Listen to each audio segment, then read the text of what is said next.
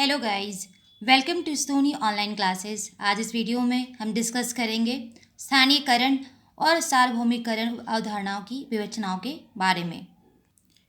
बृहद परंपरा एवं लघु परंपरा के बीच संबंधों को और स्पष्ट करने के लिए अमेरिकन जो एंथ्रोपोलॉजिस्ट हैं मैकी मैरियट, इनके द्वारा स्थानीयकरण एंड सार्वभौमिकीकरण की अवधारणा का विकास किया गया था। उन्होंने कहा कि लघु परंपरा एवं महान परंपरा दोनों भिन्न स्थानों पर विकसित हुई है, लेकिन दोनों के तत्व प्रचार प्रसार के द्वारा एक दूसरे के पास पहुंची है तथा अपना महत्वपूर्ण स्थान बना लिए हैं।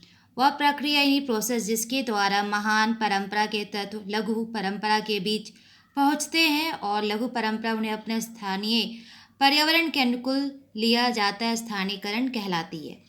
स्थानीयकरण प्रक्रिया के माध्यम से महान परंपरा की पूजन विधि, देवी देवताओं, विश्वासों इत्यादि को लघु परंपरा में स्थान प्राप्त होता है तथा वे उनकी जीवन शैली के अभिन्न अंग बन जाते हैं। एग्जाम्पल के लिए सावन महीना ले लीजिए, इसमें देवघर न जाकर किसी नदी से जल भरकर और कांवर से ढोकर अपने गांव स्थित शिव की प्रतिमा पर जलाभिषेक करना एक एग्जाम्पल है। बृहद परंपरा के पुजारी अपने कृषक जजमानों के गांव में समय समय पर आते हैं। वे लोग कृषक समाज की लघु परंपरा के कुछ तत्वों को महान परंपरा में शामिल कर लेते हैं।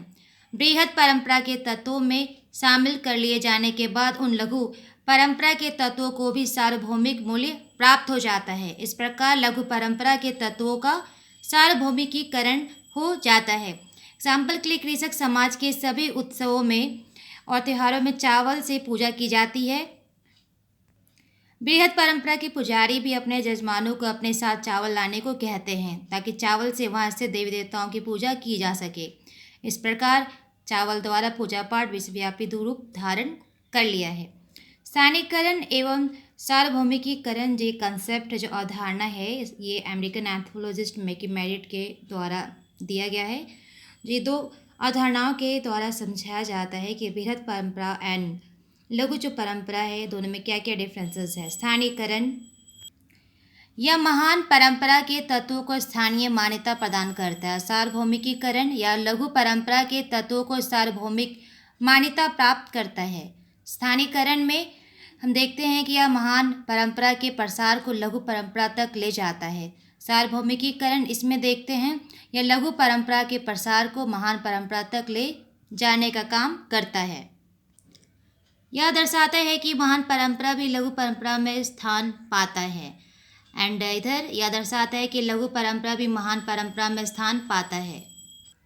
इधर स्थानीयकरण में हम देखते हैं कि महान परंपरा को लघु परंपरा का आवश्यक अंग बना देता है और इधर स्थानीयकरण में की बात होगी। सार्वभौमिकीकरण में यह लघु परंपरा को महान परंपरा का आवश्यक अंग बना देता है। इधर यह दर्शाता है कि लघु परंपरा के लिए महान परंपरा पृथक नहीं है एंड इधर यह दर्शाता है कि महान परंपरा के लिए लघु परंपरा पृथक नहीं है। यह महान परंपरा और लघु परंपरा के बीच अंतःक्रिया दर्शाता है और इधर यह लघु परंपरा और महान परंपरा के बीच अंतःक्रिया दर्शाता है।